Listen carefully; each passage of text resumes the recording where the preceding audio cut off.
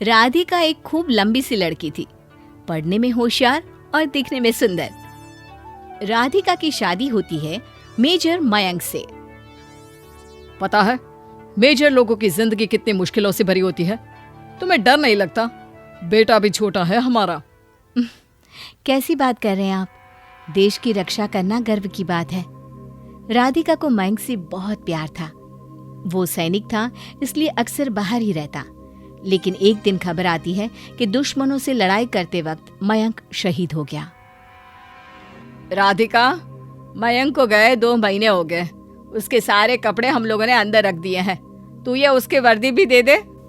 नहीं माँ जी, कमरे में वर्दी टंगी रहती है तो लगता है कि वो यहीं है मेरे साथ। बढ़िया आई, सब बातें ही होती हैं।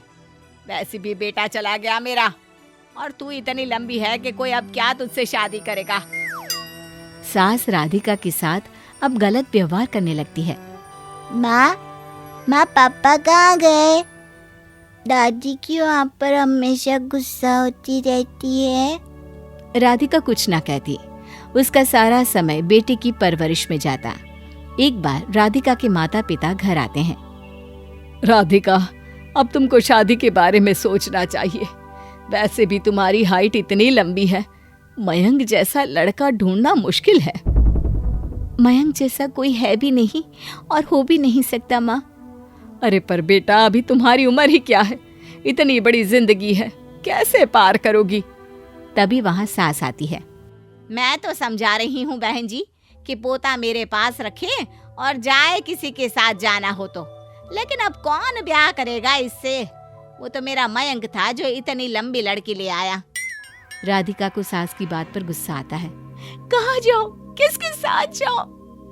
मयंक जैसा पति जो देश के लिए कुर्बान हो गए, मैं उनके साथ ऐसा नहीं करूंगी। मैं जब तक हूँ मयंक के लिए ही रहूंगी। अरे तो जाना, जाकर अपने मायके में रह ले और ये बच्चा भी लेकर जा। राधिका के माता पिता उसे मायके चलने को कहते हैं।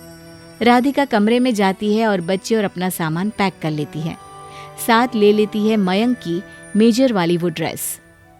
ले जा, और भी कपड़े ले जाने हैं तो वो भी ले जा। मेरा बेटा तो रहा नहीं, उसकी यादें भी ले जा। माँ जी, मैं सिर्फ ये वर्दी लेकर जा रही हूँ। पूरा घर आपके पास है, जहाँ मयंक की यादें हैं।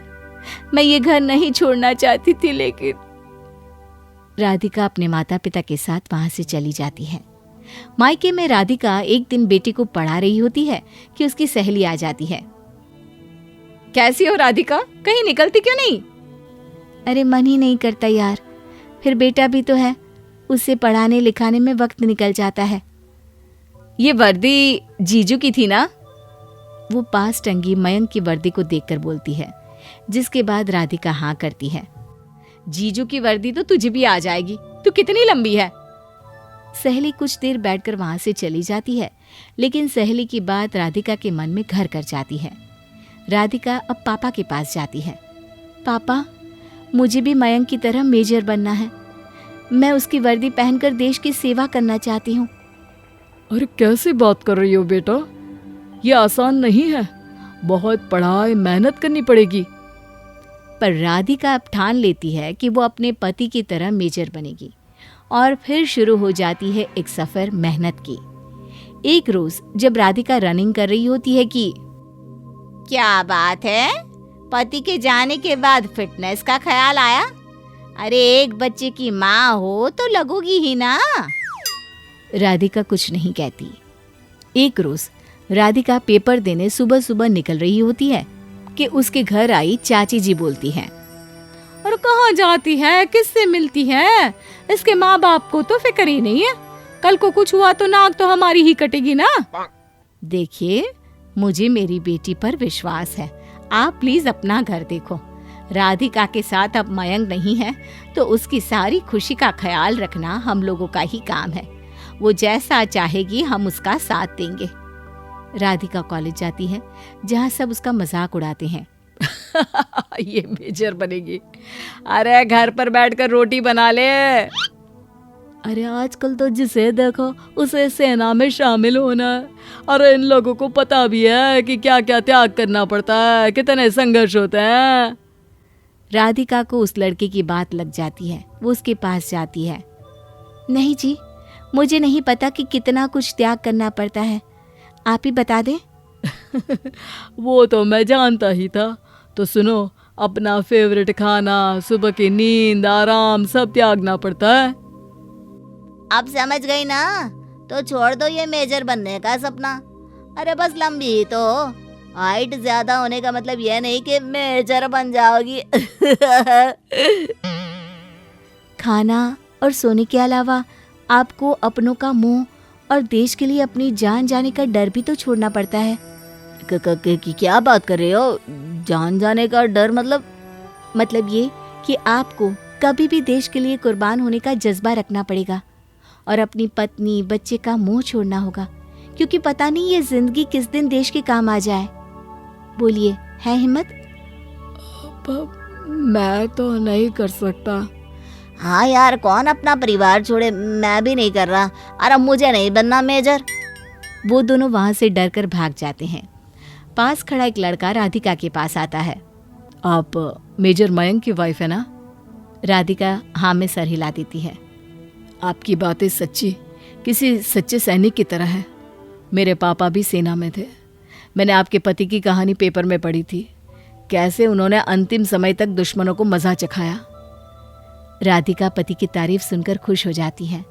वो घर आती है और पति की वर्दी से बात करती है। मैं आपका सपना पूरा करूंगी, मैं वादा करती हूँ। मैं आपके इस ड्रेस को पहनकर मेडल लूंगी। एक दिन राधिका घर पर बैठी बेटे को पढ़ा रही होती है कि माँ आती है। राधिका बेटा, तेरा रिजल्ट आ गया है, जरा पता कर। पता क्या करना है माँ, मैं जानती हूँ। तभी वहाँ पिताजी आते हैं। बेटा, तूने तो मेरा सीना गर्व से चौड़ा कर दिया। आज मैं राधिका का नहीं बल्कि मेजर राधिका का पिता हूँ। राधिका की आंखों में आंसू आ जाते हैं। वो पति की वर्दी को देखती है और जिस दिन उसे मेडल मिलना था वो पति की ही ड्रेस पहनती है। लंबी राधिका को मयंक की वर्दी बिल्कुल अच्छे से आ जाती है। वाह बेटा वाह। टीवी में राधिका का इंटरव्यू आता है जहां वो कहती है कि मेरे पति के लिए ये सच्ची श्रद्धांजलि है मेरी तरफ से। ये ड्रेस जो मैंने पहनी है वो उन्हीं की है। देश की सेवा भले मैं करूं, लेकिन आत्मा मेरे पति की ही है, वो हमेशा जिंदा रहेंगे। राधिका को टीवी पर उसकी सास भी देख रही होती है। मुझे माफ कर दे बहू, मेरा बेटा कभी नहीं मरा, वो तो हमेशा जिंदा है तेरे अंदर।